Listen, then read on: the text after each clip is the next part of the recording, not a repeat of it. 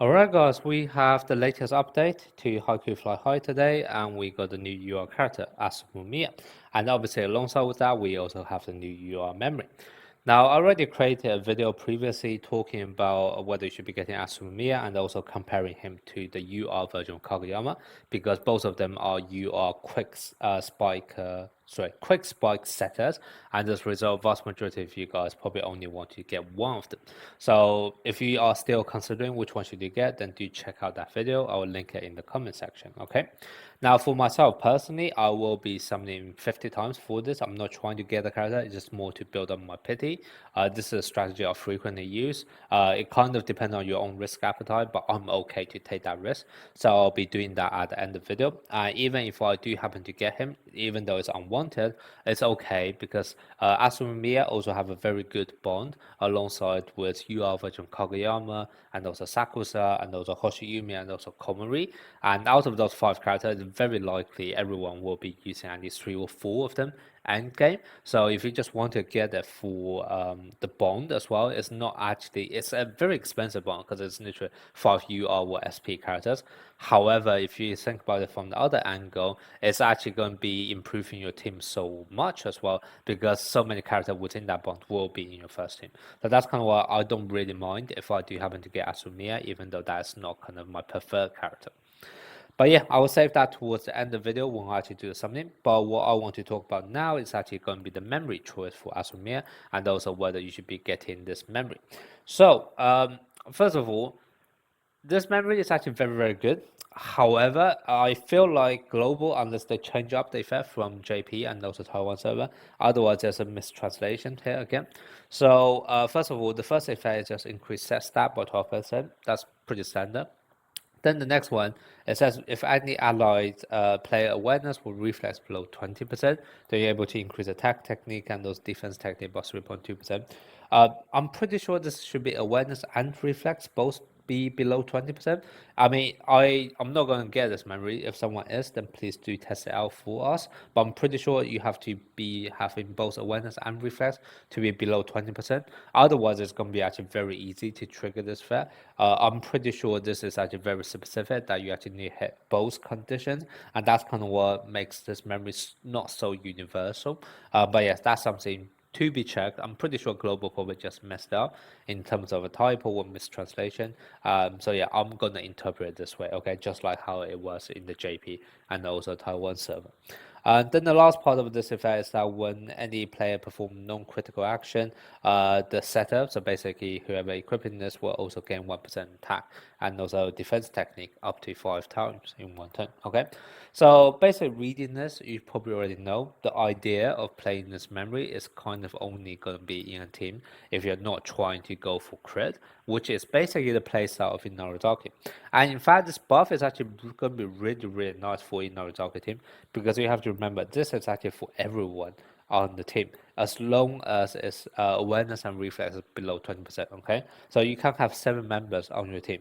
If you actually do this, so 3.2 times by 7, that's like essentially equivalent to a 20% buff for your whole team in both attack technique and defense technique, and this is a permanent buff. So this can actually be a very, very ridiculously strong memory if only if you can literally get everyone or as many players on your team to have awareness and reflex to be below 20%. Okay, so that's kind of why this memory is actually going to be very, very good for specifically just for Inarizaki team because pretty much all of the other characters outside of Inarizaki would appreciate crit. Inarizaki is the only exception, and even for Inarizaki, I'm going to be honest, there are still quite a few characters which still benefit from awareness or reflex build. So you just have to be very, very careful in terms of team building in order to decide whether this memory is actually going to benefit you or not. Okay.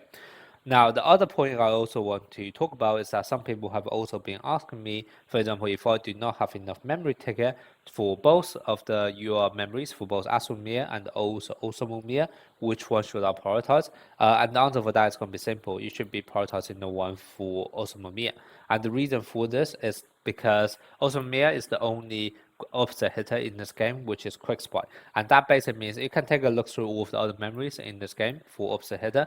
None of them is actually going to be a great fit for him. Okay, so that's kind of why, as a result, if you actually think about it that way, if you have to get also Miya, what memory are going to put, the best choice is going to be his own memory, and that's going to be a far better choice than any of the other memories available.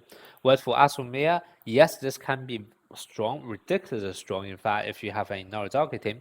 However, even if you don't have this memory, there are still going to be other options you can go for. So for the UR front, for example, you can still go for Orakawa's one. This one is not ideal because it's just for serving and also increase your crit rate for your whole team. So that may actually contradict with the fact that Asumia would prefer characters not to crit, but it kind of still works because of the raw stats, etc.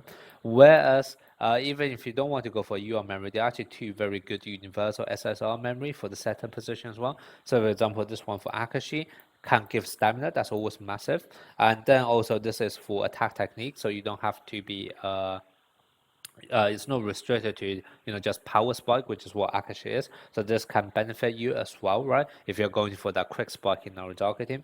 And then the second half of the ability can also be nice if you happen to have UR version Bokuto, because it can allow you to clear that as well. And then the other very good universal set memory is going to be this one for Konkonegawa, and that's because first of all it's very universal. The stats gift is quite it's just basic, it says that, and then both sides of the condition is just basically based on whether you're meant to block or not. All right, so if it's not bad, you get this effect. If it is bad, then you get a different effect. Very easy to trigger. You'll be able to trigger at least one of them as long as you block, right? So that's kind of why this is also going to be a very good universal memory. So as a result, even if you don't have Asumiya's memory, you can easily find another replacement, and that's kind of why if you can only pick one out of the Miya twin, I would say go for the Osamu Miya memory instead. Okay. So like I said, I am only gonna do 50 summons on this. I am now currently 90 pulls away, okay? So hopefully I don't hit pity. If I really hit it, I don't mind too much. I can just get him and then maybe also Kageyama Yua just for the bomb, like I said earlier. So I'm not too bothered either way. Let me just check my recruit history. Okay, so I literally got an SSR character in my last pool, so I definitely won't be able to get another SSR in vast majority of the time, because the SSR pit is 80 summons, okay? So I shouldn't be expecting to get any SSR what you are. So if I happen to get glow in my summoning video, then obviously I got extremely lucky. So yeah, let's see. We get anything good? Nope. There's one SSR I'm still chasing a lot, which is going to be Yamamoto, okay? So let's see whether we can potentially get lucky if we can actually pick up Yamamoto on the way. That will also be nice. That's kind of like the only SR character I kind of want right now. Oh, also Yamaguchi, I guess, to some extent. Although I'm using him less and less now. He still works as a pinch server, it's just sometimes, I don't know. I just don't use him as much. Like I think like extra dupe on him is not going to improve massive improvement in terms of his skills. With for Yamamoto, it's going to be quite nice. It can give you extra stamina regen. Okay, so the first one nothing, which is to be expected. Second one nothing either. Let me just skip him. Okay, so this is going to be my last one because then it has 280. So last one was the lowest pity rate. Okay, so now 2 SL character. I don't need any anyway. But now what's going to happen is I'm going to be in my pity range. Well, sorry, not pity range, but I'm going to have increased rate on my pity now. So this is normally a situation where people are saying that is it worth it to going for another for another UR character, because it may not be the one you actually want. In my opinion, it's always worth it. Like if you can actually get a character in the first 100 summon, you're kinda lucky, and all UR characters are good in this game. Okay, so I'm definitely not going to be upset if I do get it early. But obviously that's up to your risk appetite, okay? If you don't have a risk appetite for it, then don't bother. Okay, so one more summon. Oh, a new Fukudani one. I must have gotten him already. But that's one of the new R characters. And now last pool. Can we get Atsumu Miya? Nope. Okay, it's a flop. To be expected. I have never gotten a UR character early, okay? So yeah, so that's how my summons went. Let me know what you guys are planning to do with the summon.